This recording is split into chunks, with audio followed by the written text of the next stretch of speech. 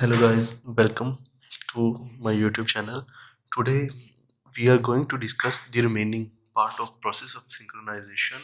So I'm going to tell you how to discuss uh, this particular data and how you to understand better this process of synchronization.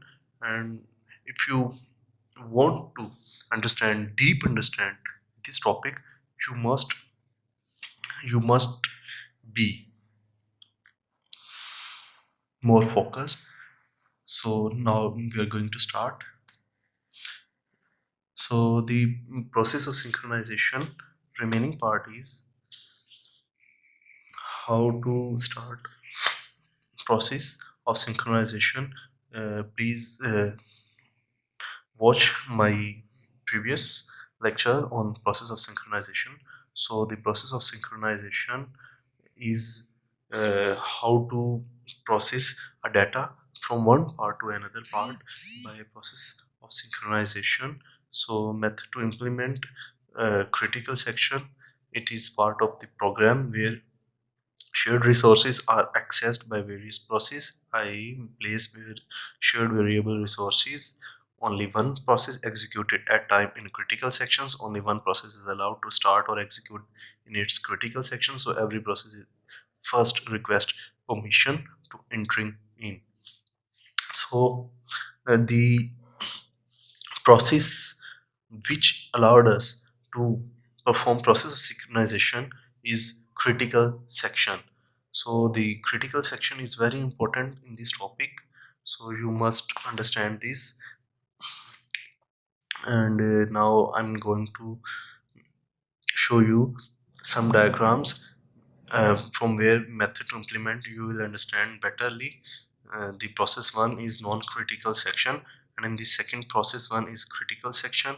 So non-critical section, critical section, process 2 is, and process 3 as well.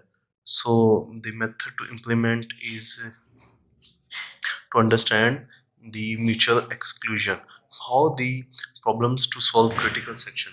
Mutual exclusions are, so the mutual exclusion are when a process is accessing a shared variable, the process is said to be in a CS critical section. Now two processes can be in the same CS at the same time.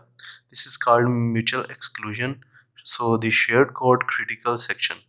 The shared code critical section is the shared critical data. The shared critical data is bounded and waiting condition. Bounding on times other can enter CS while I am waiting. PI is bound to process while other P2 is at waiting. When P1 completed the turn, then P2 will come. No matter how much turn, but minimum one turn is necessary. So shared data critical section is the main topic. Mutual exclusion algorithm.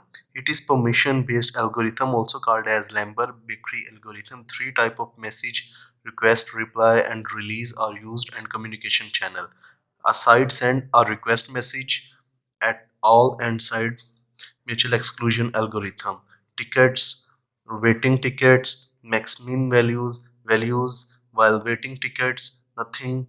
Mutual exclusion algorithm. Peterson algorithm is also part of this. Peterson algorithm is concurrent programming algorithm for mutual exclusion that allows two or more processes to share a single use resources without conflict using only shared memory.